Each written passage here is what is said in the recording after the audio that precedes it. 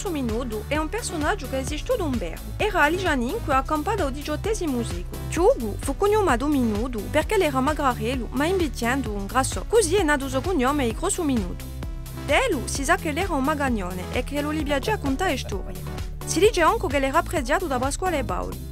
Lui se ne relia agli budenti, di più grandi, di quelli che si biano troppo a usare, e anche gli morti e di religione. Delu si sa che era maligno e spiritoso, odiava riabusso dove un stand-up. E Udipo, si piada la stravagata! Era talmente conosciuto che leggiò centinaia di storie di Grosso Minuto in ogni paese di Corsica, a tal punto che una di queste storie ha visto nascere un'espressione.